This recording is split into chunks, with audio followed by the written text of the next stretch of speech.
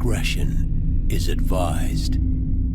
Hey everyone, this video is brought to you by Audible. Audible is offering you a free audiobook with a 30-day free trial membership. All you need to do is go to audibletrial.com/BG The link is in the description below, and now enjoy the video. Hey everyone, welcome back to Board Games Unlocked, and today I'm doing a new type of video.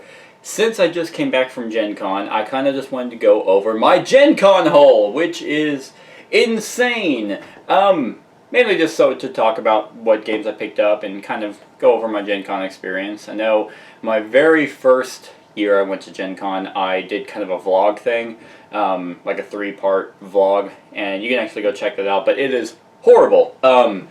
Just because, I mean, I just had a camera on me and I was like, oh, okay, I'll film whatever, but it's just, it was a headache. And then the second year I went to Gen Con, I just did my Instagram, and this year I also just did Instagram, and it's way easier. But I figured, oh, well, I can still talk about the games that I got, and what Gen Con's like while I'm explaining the games.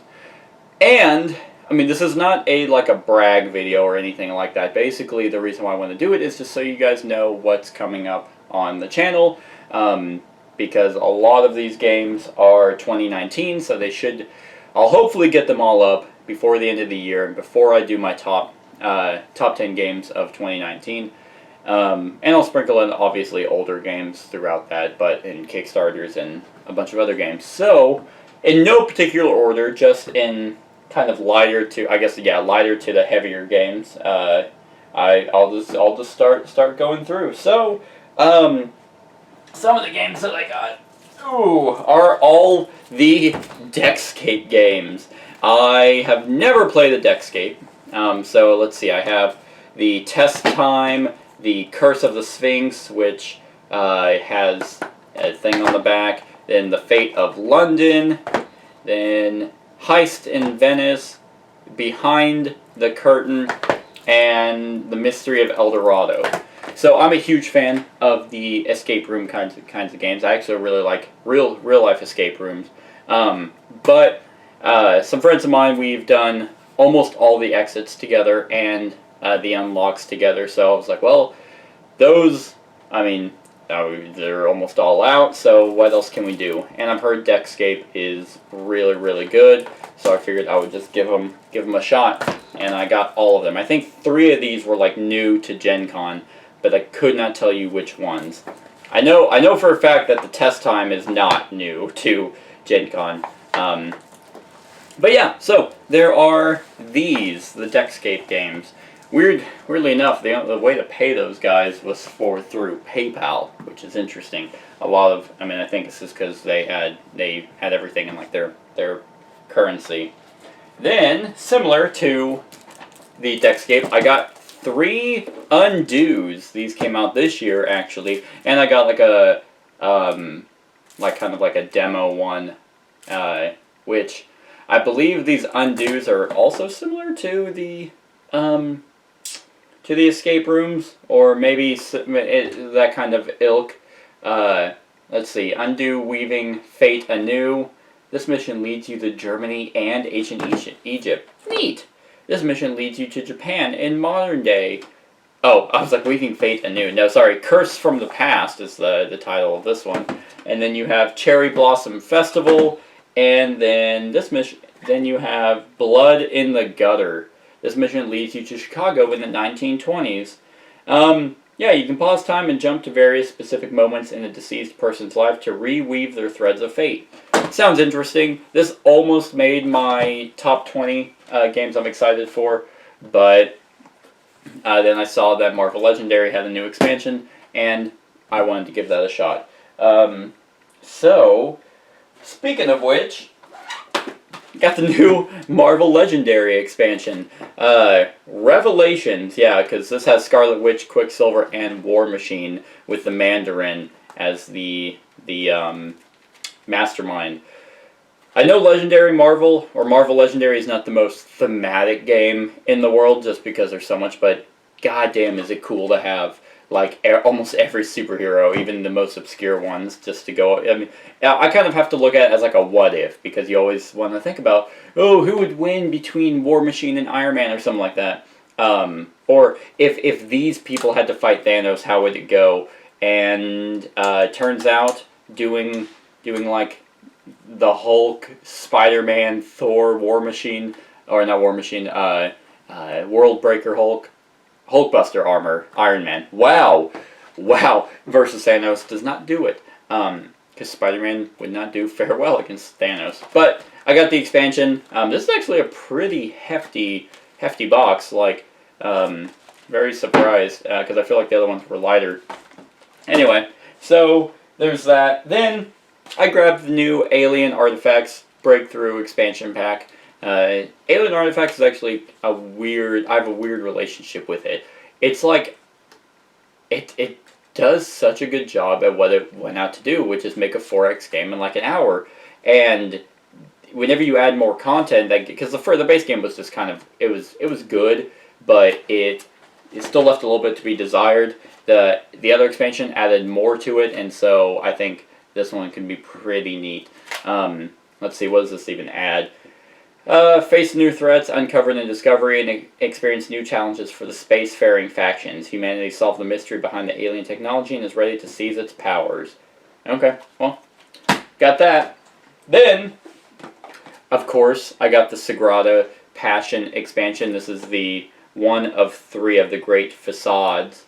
Love Floodgate games. They're just so nice. Like, very, very happy for them and how well they're doing with all their games. But they just do themes that are unique. Like, that not a lot of people touch on. Like their Vault Wars expansion. Their Vault Wars game where it's like, hey, you know Storage Wars, the shitty show? Well, how about we do that fantasy and make the game a lot of fun? And this one just seems to add like more variety, player powers, unique secret objectives, like more public objectives that are more unique instead of up, down, left, right, and stuff like that. So very excited for their other expansions. I will keep supporting them forever. So got that.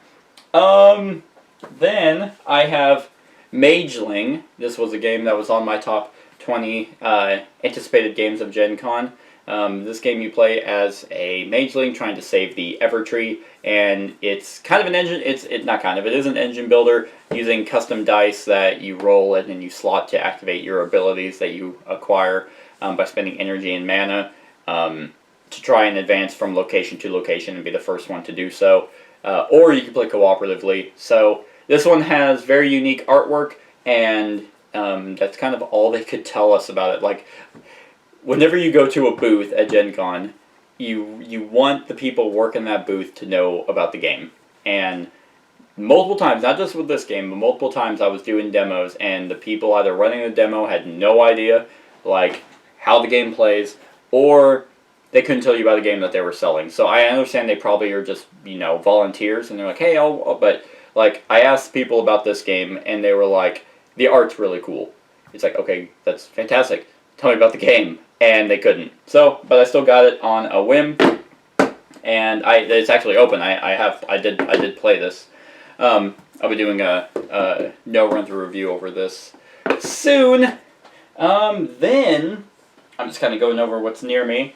I got Hero Realms. Everything for Hero Realms is in this. I still need to sleeve the cards and hope I have enough sleeves to do so. But yeah, I got the rulebook. I got the Ruin of Thandar rule book, and then the adventure book, and then the different decks. Yeah, and then all the sleeves there. It's all in here. Now with this thing, White Wizard Games is the ones who made this, and they also had Sorcerer there.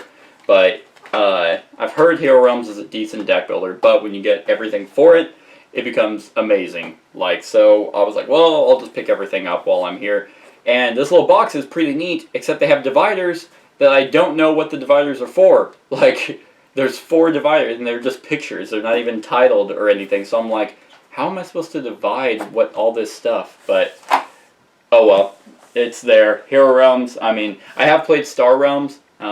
It's okay. Like, but Hero Realms, I've heard those expansion packs, you gotta pick. And Star Realms, I've heard also has exploded, kind of doing the same thing that Hero Realms did. Cutthroat Caverns, the Anniversary Edition. Have I done... I don't think I've done this for the channel. and I think now I will, because I don't think I ever did it for the channel because it was just so over bloated and just kind of a mess to play. But they have an anniversary edition for their base game that just has just way better artwork. Like, it's just... if you watch my Gen Con, anticipated games of Gen Con, I show you the difference between, like, you know, here's what it used to look like, here's what it looks like now, and it's disgustingly different. In a good way. Like, I would burn my old copy if I had just the regular edition compared to this. But Cutthroat Caverns is a semi-cooperative game that I've always actually liked. It's kind of been always the bar of semi-cooperative. Whatever they've done here, they've done well. And I asked if they were going to redo their other ones, like the other older expansions with like an anniversary edition. They said no, but they are working on expansion, so I'm assuming from this point on it's going to move into hopefully a better artwork and general direction with that. So, Cutthroat Caverns, the Covert, alright, yep. Without teamwork, you'll never survive. Without betrayal, you'll never win. Yeah, so Cutthroat Caverns. Then I have Cartographers. Sometimes there are a lot of games that actually like surprise me on box size. So Cartographers is a game set in the role player universe, essentially D&D, but can't really say that, otherwise they'd get sued. This one, I actually have no idea how this works or how it plays. Let's see. It doesn't say. It just says kind of like, it's just a little thematic, but I think this is a roll and write game, is it? I think, well, maybe not. Well, kind of, sort of. Not roll, but you are a cartographer, like, it's, you know, mapping out the land of the role player universe, which is really neat. Like, I like the idea of them expanding that role player world because it is different. Like, it is D&D, very, very, like, on the nose. Hey, like, the role player game, you're making a D&D character. But they're expanding that game more and more, and so this one I figured I would give a shot. Jordy Adon. Let's see. Yeah, let's just go over these while I have them right here. These are a bunch of promos from, oh god, from not Z-Man, Portal Games. So they had a bunch of these lying out, and I thought they were really cool. I picked up, I think, almost every Robinson Crusoe one. So additional Beast cards, event card. You know, let's just pop these open. I gotta organize it anyway. They had a bunch of promos, which is kind of lame. Like, you had to pay for these, which it's just like, they're promos. Like, I should get them for free. But let's see, what do we have here for the additional beasts? Well, I don't really want to get them out, but a Candor. All right, it has 3 health, gives you 3 food, and then does -1 to your weapon. So if you don't have healing food, or each player gets a wound. So, like, more content for Robinson Crusoe is always good, especially promo materials. So that's pretty neat. Then we got event cards. Let's see, I think these were like $3. No, these were $5, and the big ones were 10, which is kind of lame. All right, Squawking Birds. That's funny. Is it Candors? Yeah. You didn't sleep a wink last night. You put a black disc in the arranged camp action space. This action is unavailable this round. And then Startling the Birds for 2 people. Each player gets 1 determination. Discard this card. Neat. So, more events I think are cool. I hope these are compatible with the 2nd edition. I'll be quite bummed if it is not. Alright, so this is the Treasure Island scenario. Alright, let's see. Okay, I think that's it. Don't want to throw anything away. Yeah, this is going to be pretty cool, I think. So the Treasure Island scenario number 9. Oh, that's in total Russian. So, alright. Yep, Treasure Island Junior. Then we have... Ooh, what are these? Oh, more Russian. I think these are like notes. Well, that's pretty cool. So 3, 4, 5, 6, 7, 8, 9, 10. Alright, awesome. Well,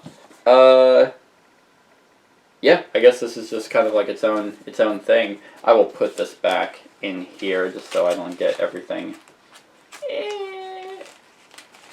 torn up. But yeah, more scenarios are awesome. So there's that. This is a new character, which is the gamer, and additional sticker and pawn. Alright. Yeah.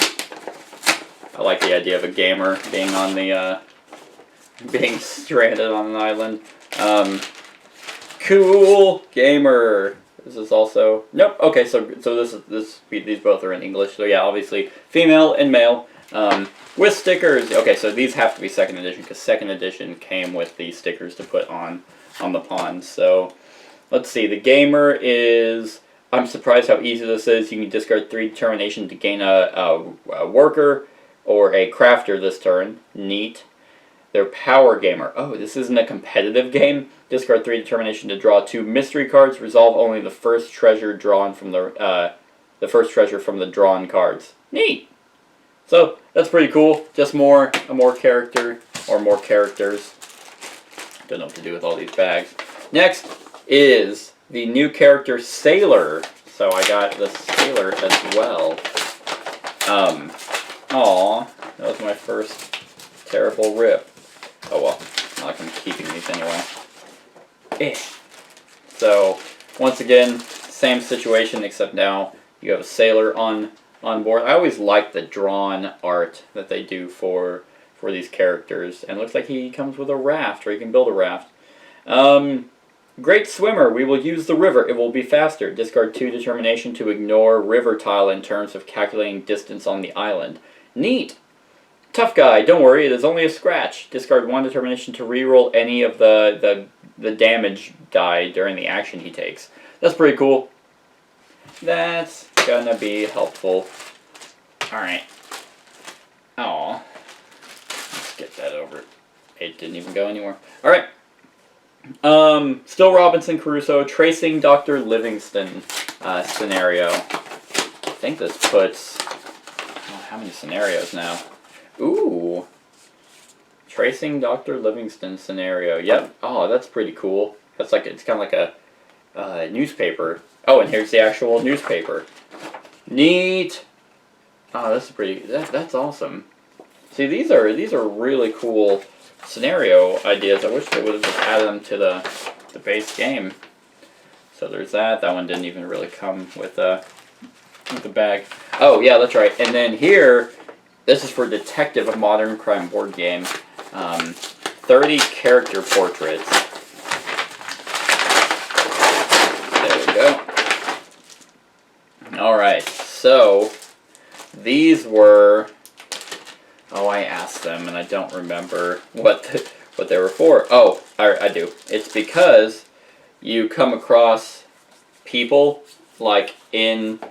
let's see if I can find one that... Okay, yeah. So this guy, for example. Like this guy. I think this is Henry Giles.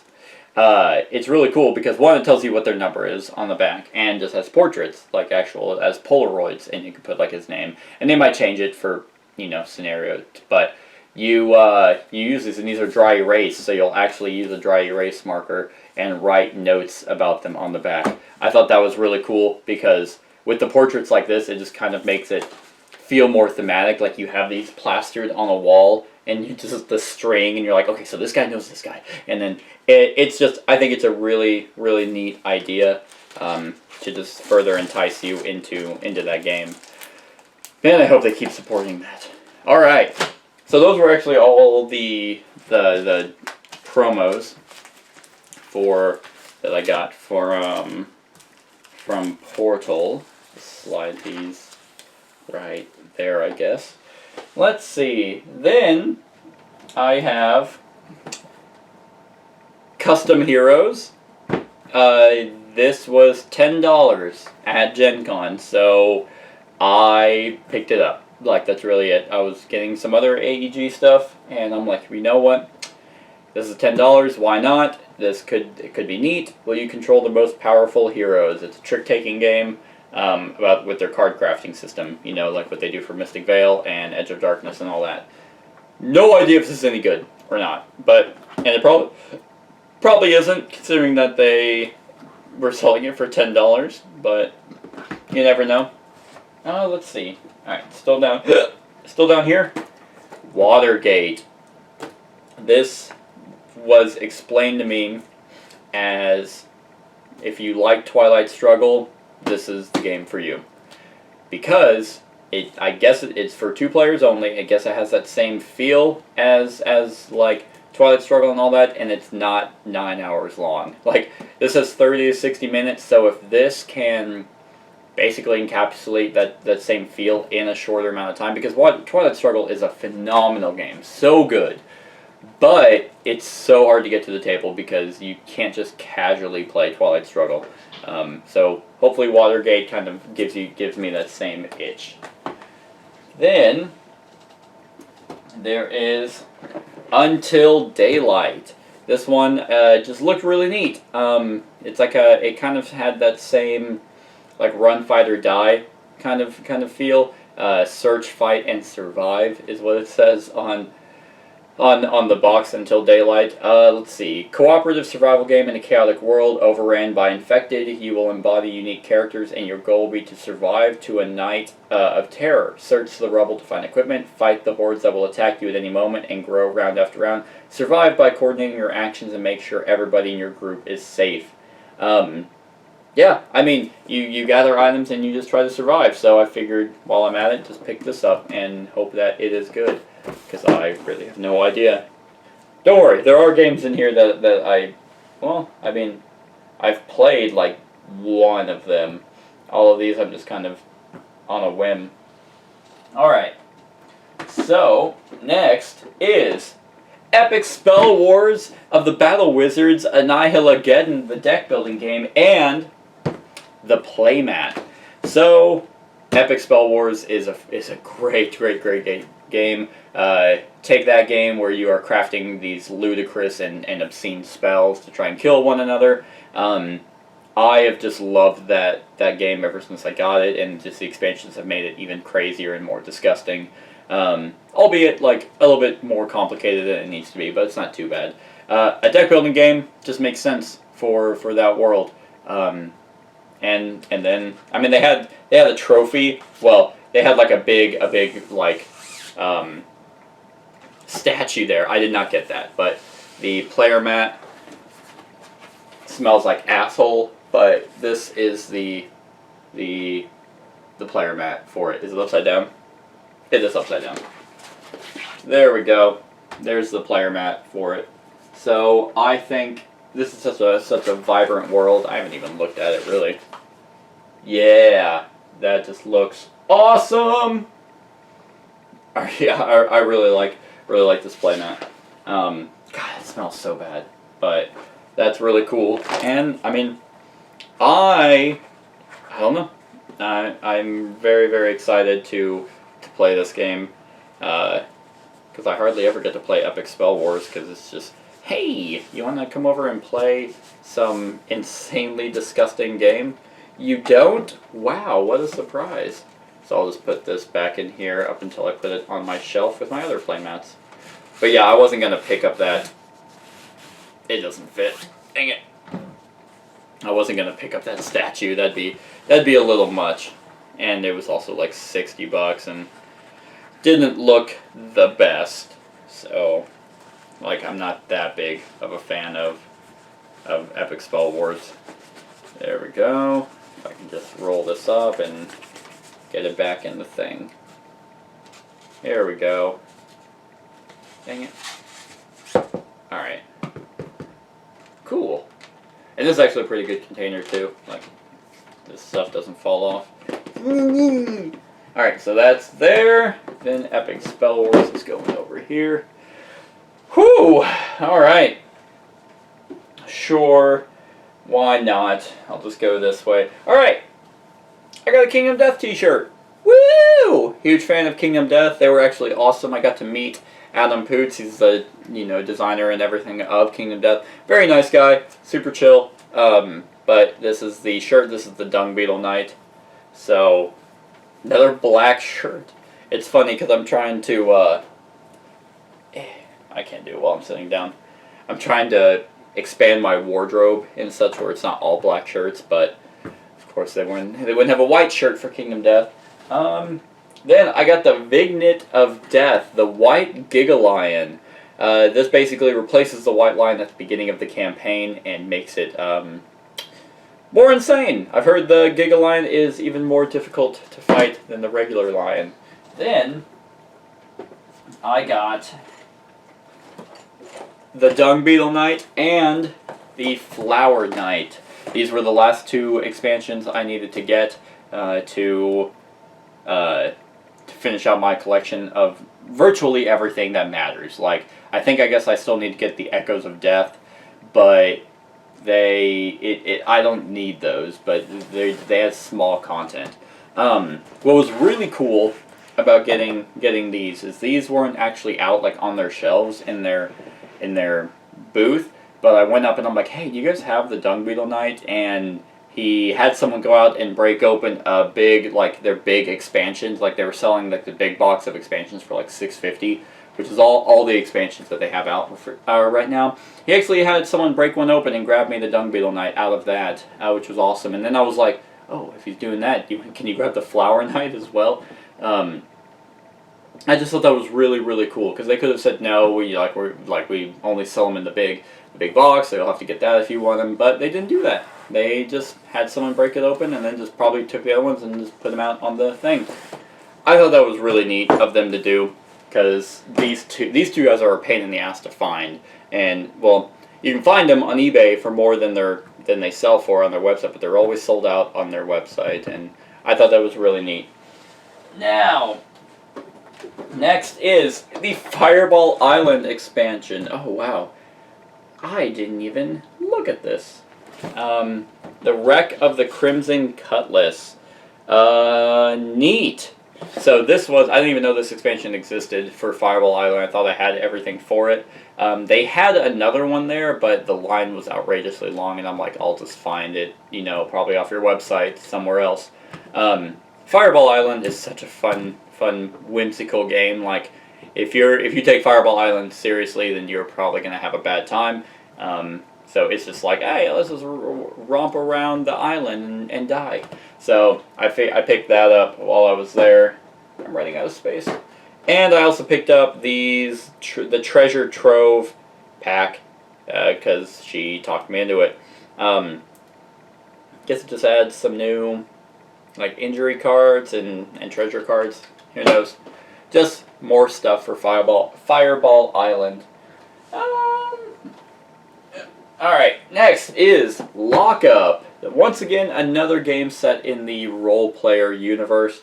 This was one of the games that I was going to back on Kickstarter, but I pulled out at the last minute because I'm like, it might not be that good. But while I was there, I'm like, I'll grab it. Like, I love role-players so much that I can't imagine this game being worse or bad in any means.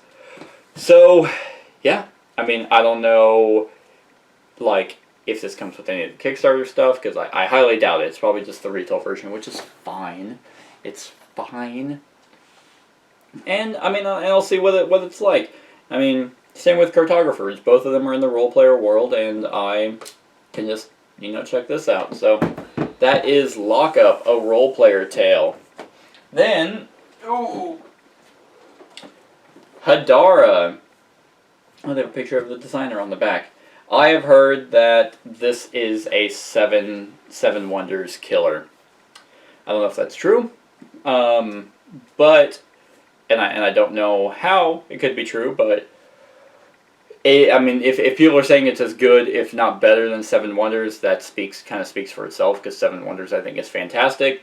Maybe this is just a lighter Seven Wonders, because if you're adding the expansions to Seven Wonders, it kind of bogs it down just a little bit, because you just have to know what they do, like the icons and all that. But other than that, like, I really don't know what this game is about. Like, in Hadara, Arabic for civilization and culture, guide the growth of your civilization as new ideas emerge, take great strides forward in the many fields of human achievement to build an empire more glorious than any other. Yeah, I mean, That sounds kind of like a Seven Wonders kind of thing. So we'll see. We will see. Hadara. Then get this one. The Escape the Dark Castle. Escape the Castle. Escape the Dark. Escape the Dark Castle.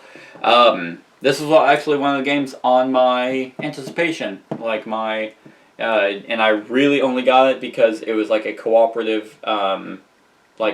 adventure game, and the artwork, it kind of reminds me of like the very old school, almost like D&D art, or the old school like point and click adventure games. Let's see. Players take the roles of prisoners and must work together using dice and item cards to overcome the castle's many horrors, traps, and challenges. Can you escape the dark? I mean, pretty much artwork grabbed me on this one alone. And I didn't even know they had expansions for it. So Cult of the Death Knight is Adventure 1. Then you have Scourge of the Undead Queen, which is Adventure Pack 2. And then you have the Blight of the Plague Lord, which is Adventure Pack 3. And I'm not sure if you like have to play these individually. Well, I mean, obviously individually, but if you can just take all these and put them in the base game, no idea. However, the artwork it's so good. Like, I really like this, like, kind of this black and white, like, art on it, and still incredibly detailed, and this Plague Lord looks disgusting. It just reminds me of, like, almost 8-bit kind of video games. Where kind of almost, yeah, like the point-and-click computer games, where you just kind of found stuff and had to survive. In this one, you have to escape the Dark Castle. So, who knows? Who knows? But, I mean, I didn't want to love the game and then be like, oh, I wish I got the adventure packs. But I'm really going to hate it if I hate the game and I'm like, damn it, I have the adventure packs. So, it's going to go, obviously, in one of two ways. So, that, fits nice and snug in there. Alright. Almost done. That's not true. Captain is Dead, Dangerous Planet. This was like my second, I think this was number 2 on my anticipated games of Gen Con. This is the 3rd episode for the Captain is Dead series. It is open because I have played this game twice now, if that means anything to you. First time we lost horribly, and second time we won, but still barely. This is an interesting one, and I'll do a run-through for it for sure, because I've done a run-through for the other 2, so might as well do it, and then I will do a discussion on what I think of that. Then, the Teotihuacan expansion, late pre-classic period. Teotihuacan is such a good dice worker placement game. Like, it would have easily been on my top 10 games of 2018 had I played it then. But this is oh great. Oh wait, I knew that. This is the modular expansion to Teotihuacan.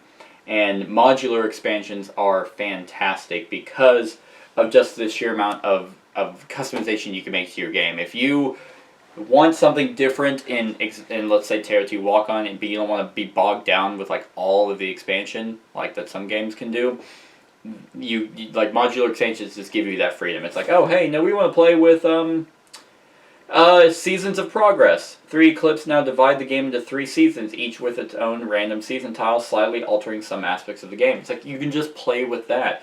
Or you can play with the priests and priestesses. Asymmetrical player powers enter the game in the form of priests and priestesses, varied characters that will provide you with a unique effect or special benefit. That's awesome. Or you can play with both. Or anyway, so with Teotihuacan, I think is just, it's so good. And it's right here because I want to put it on the channel, but I wanted to wait for this, so now I can. So that is the expansion for Teotihuacan. Hoo-wee! Hoo-wee! Empires of the North. This is the newest kind of Imperial Settlers. I had a gentleman at the booth kind of explain to me kind of what this is, because I was more concerned, hey, if I have Imperial Settlers, should I get this?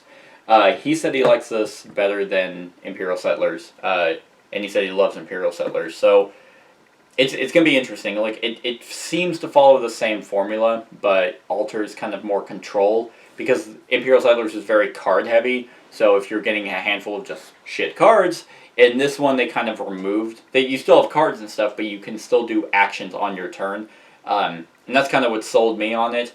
And obviously, if this is the direction that they're going to go, they're going to stop making Imperial Settlers expansions and just kind of do this. In fact, they also already announced a Japanese faction going here. Because that's right, and there are 6 unique clan decks. That's what it was, versus the 4 in Imperial Settlers. But they already announced the Japanese. It's Portal, like, that 9 times out of 10 they make a good game. I mean, the one time I've been burned by them was the first Martians, which was just horrendously bad. And the rulebook was god awful too. And I understand there's probably a language barrier, but hire someone. So Empires of the North, I'm excited to give it a shot. Like, I love Imperial Settlers very much, so it's going to be interesting to see if I'm like, ooh, this is actually better. Who knows? Next is Abomination, the Heir of Frankenstein. Plaid Hat Games.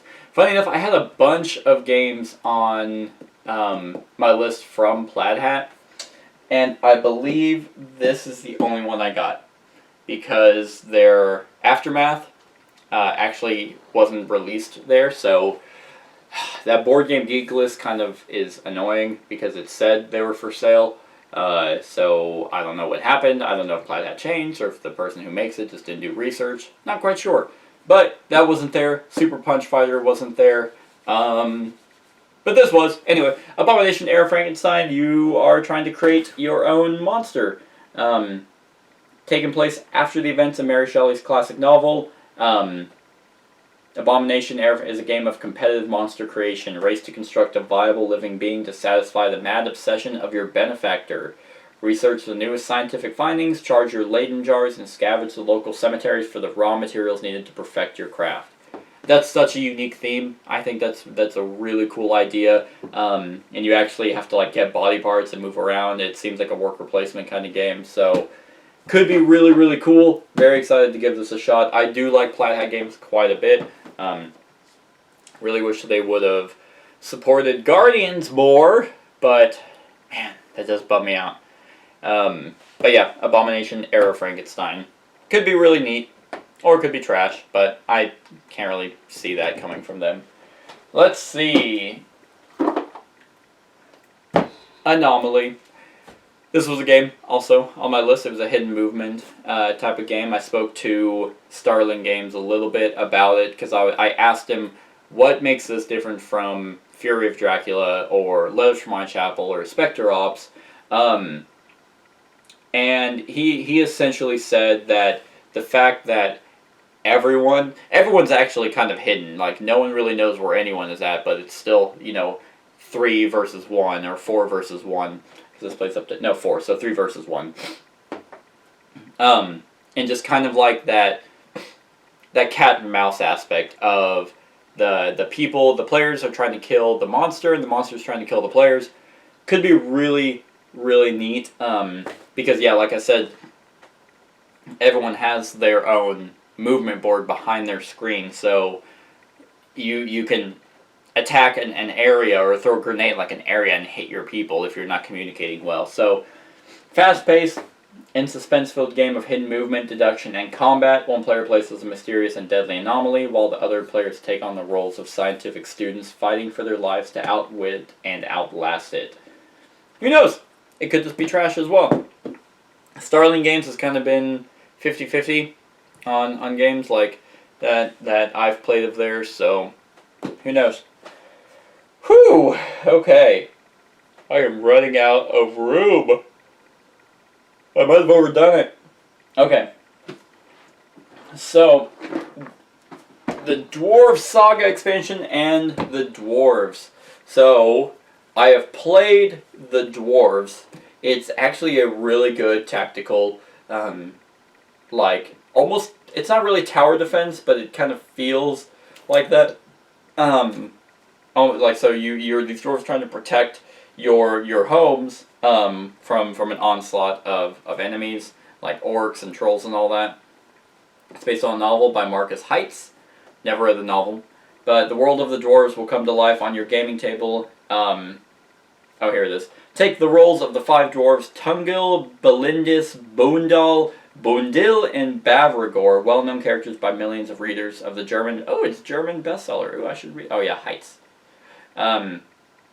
Yeah, fight the evil forces and influence the Dwarf Council, but most of all, forge Teen Fire and complete the last great quest.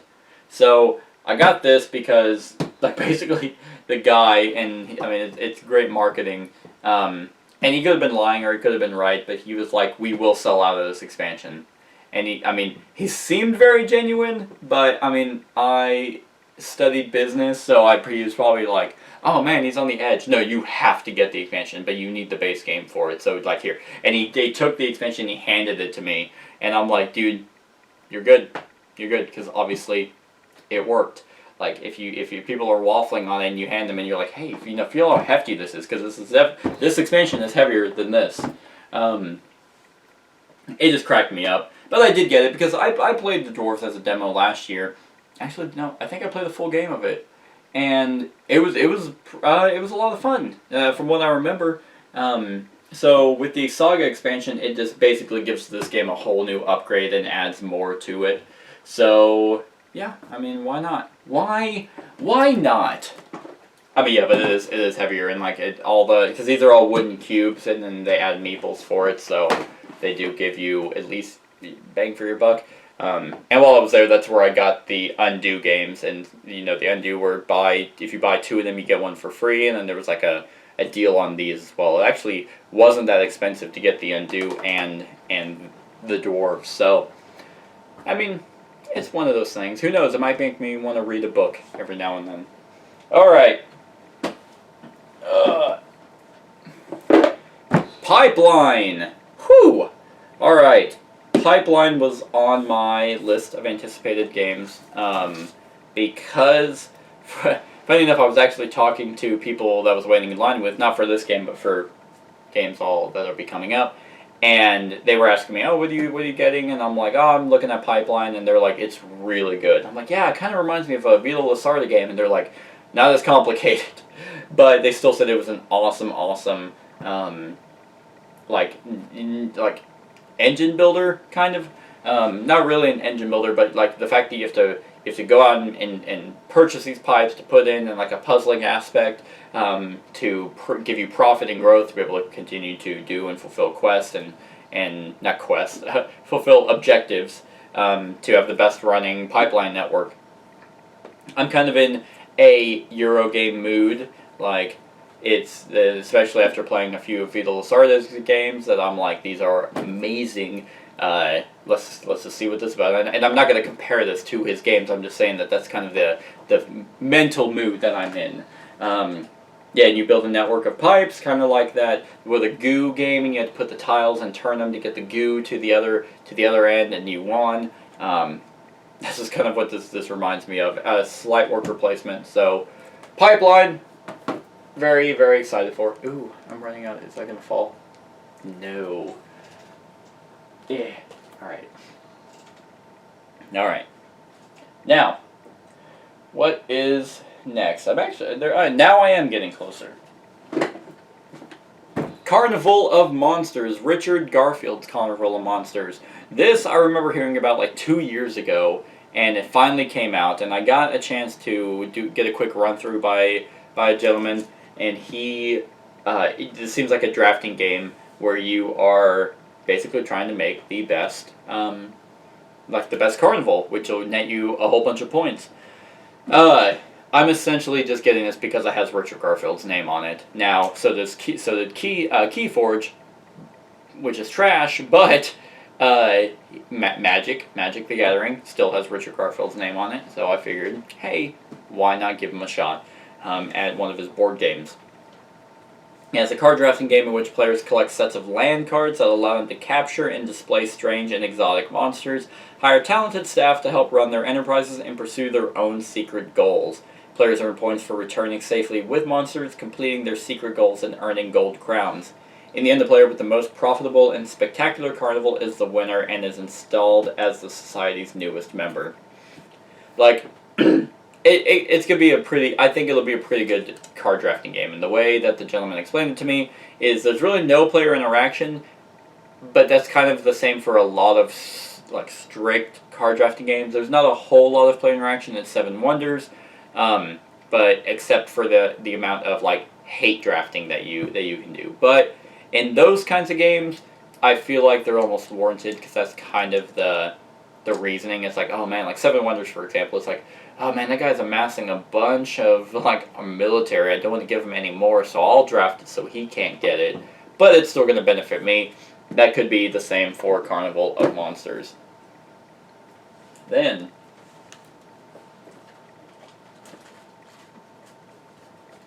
sorry, I have oh, all right.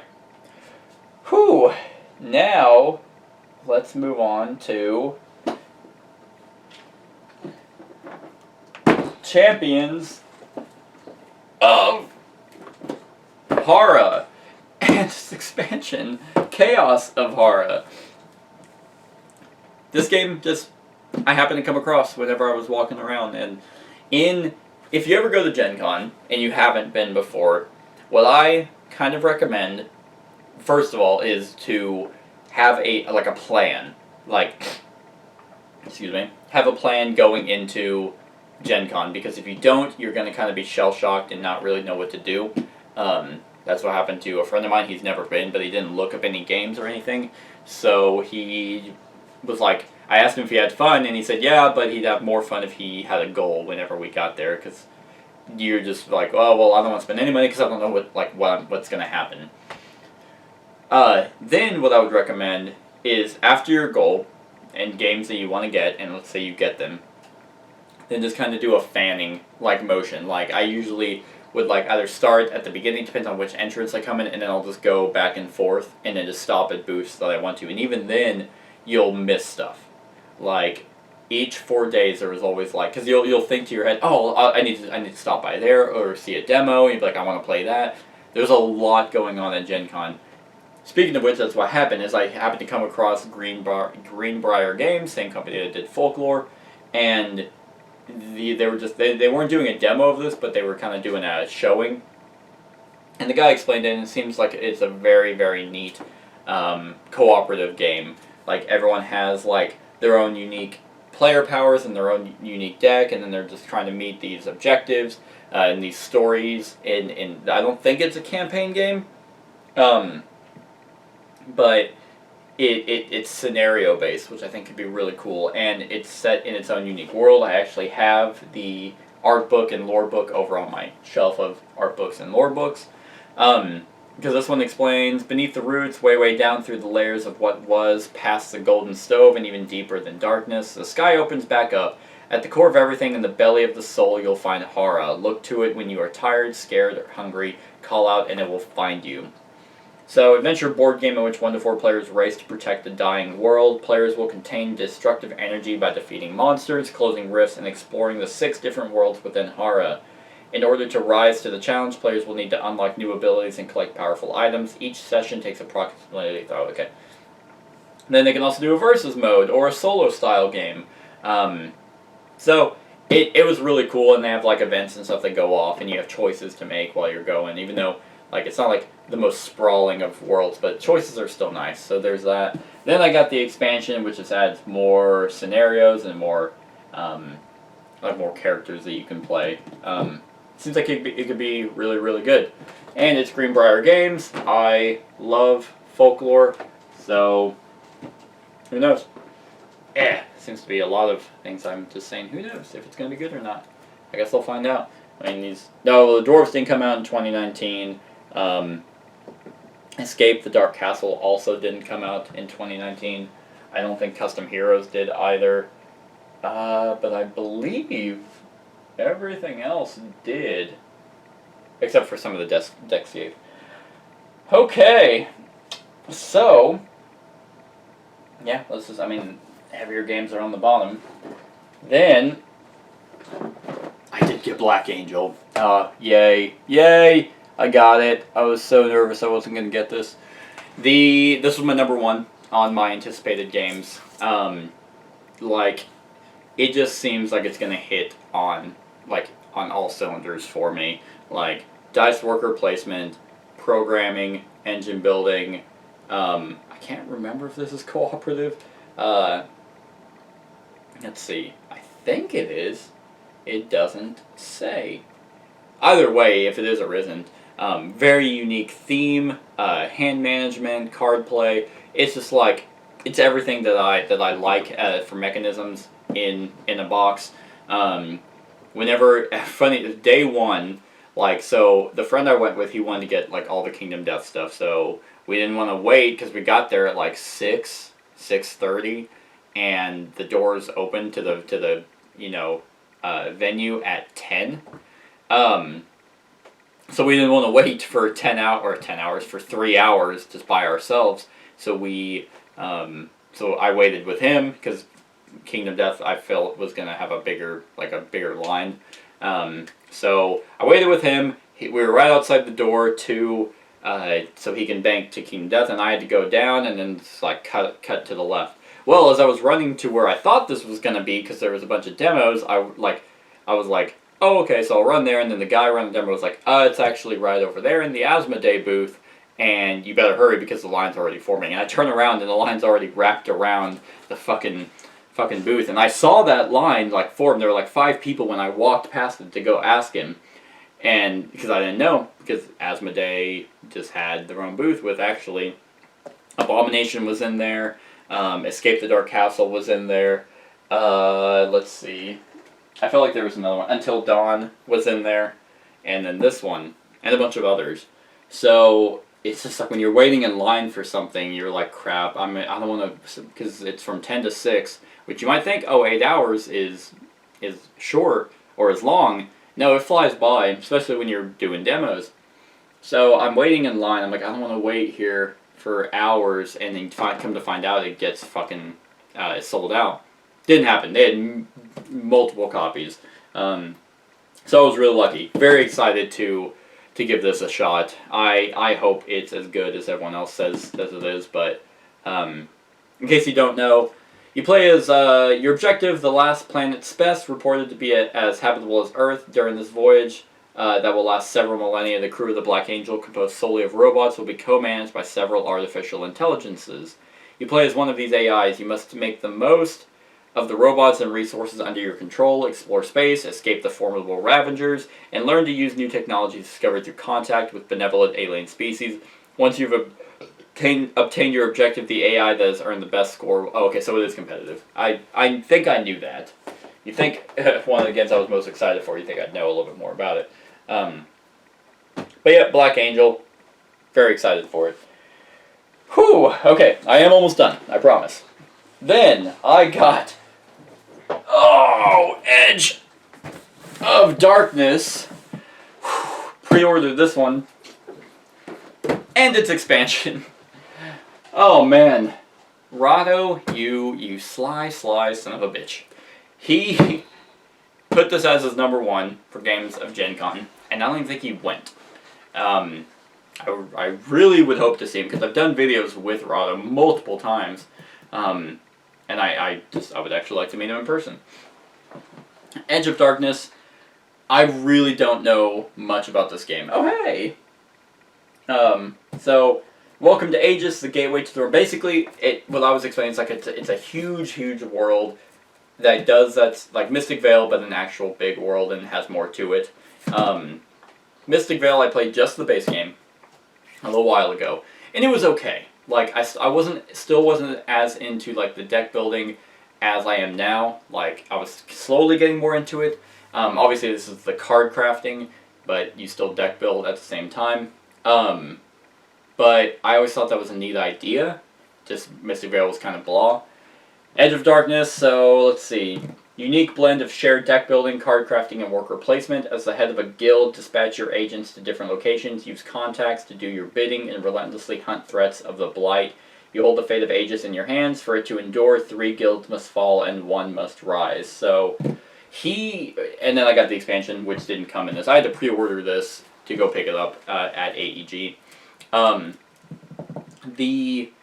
So Rahdo put this as his #1 for Gen Con of 2020. 2019, solely for the fact that he was like this is not going to go retail. This will probably never come out for people, so get it now.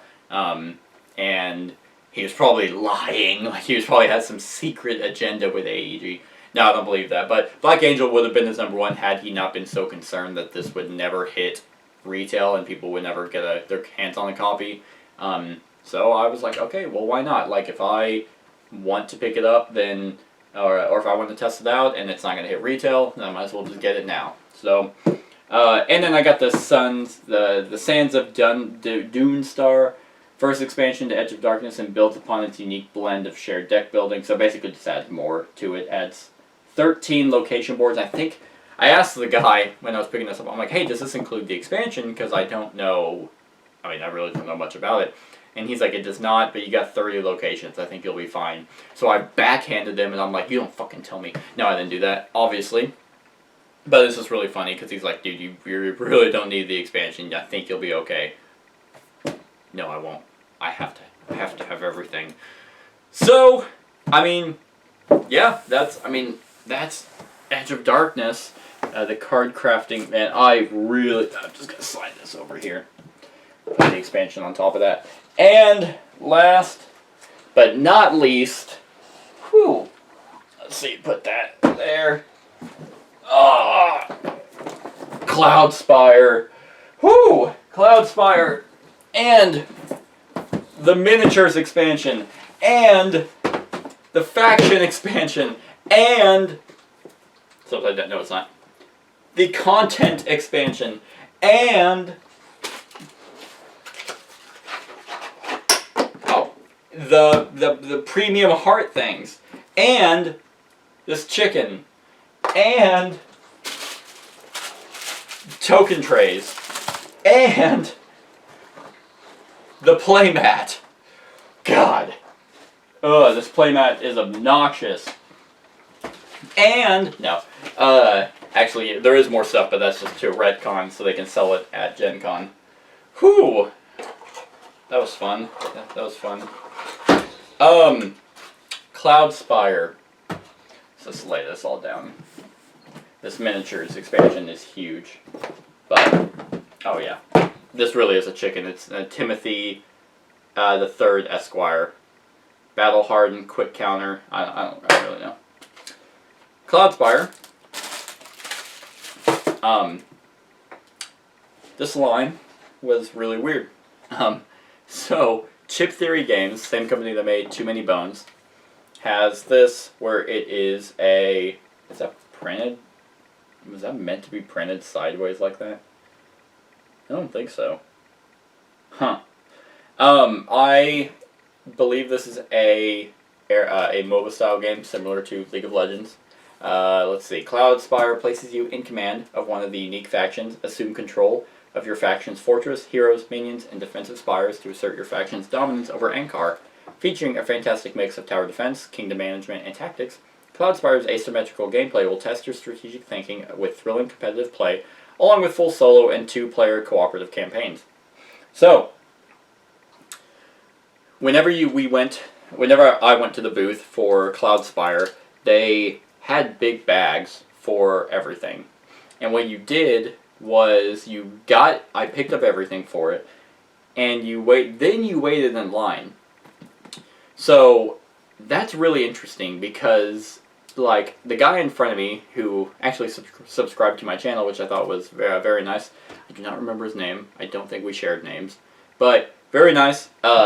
He thought when we got there, he was like, "Oh, I get to keep the bag," because he was thinking, "Oh, they put these things in bags to show who hasn't paid." Nope, they just give you the game and put it in a bag for you, and then you go wait in line. And I'm like, you guys are very trusting over anyone. Like, what's stopping anyone from just grabbing that? Oh, thank you, and then like going to wait in line, and then they just walk away. Like, I don't know. Obviously, I didn't do that. I very much paid for everything. Basically going on the whim. Like, Too Many Bones sounds really interesting, and Shut Up and Sit Down's review over it made it very enticing, but what makes them really good at the same time, sometimes, I don't always agree with them, but they do their, hey, let's rave about it, and then here are the problems with it as well. Their problems that they had with Too Many Bones outweighed what I would like about it. But amazing, production quality, so much content for it. This is a giant miniatures expansion box. Like, it's probably going to make this game pop, and I'm very excited to see what's in it. They did a really good job at giving us, like, an updated scenario rulebook and rulebook in general, because they have a list of, like, hey, since there were a few issues, of us trying to get things to the US, so here's the stuff for free. This playmat is probably, obnoxiously large, and not probably, it very much is. I don't even think I can open it, because I wasn't planning on opening it. Well, I'm not, because it's just huge. But it's there, and I'm pretty sure it's just like a gray landscape, or not gray, a sky landscape. But yeah, that's like Cloudspire could be really neat. This was all my anticipated games of 2019 as well, or for Gen Con. And that's everything. That is everything I got from Gen Con 2019. A little bit of story and stuff. So look for all this stuff on the channel at some point. Every game that came out for 2019, I'm hoping I can get on the channel before December. I will aim to do so, but if there's anything here that you would like to see first, definitely let me know in the comments below. But other than that, like, comment, share, and subscribe, and have a wonderful whatever time of day it is for you. Hey everyone, thanks so much for watching this, and if you like this video, then click the subscribe button below to enjoy any video that I put out. And right next to that subscribe button is a little bell. Click that so you get notified of whenever I actually upload these videos. If you want to support the channel, you can definitely visit my Patreon page. The link is in the description below. Other than that, like, comment, share, and subscribe, and have a wonderful whatever time of day it is for you.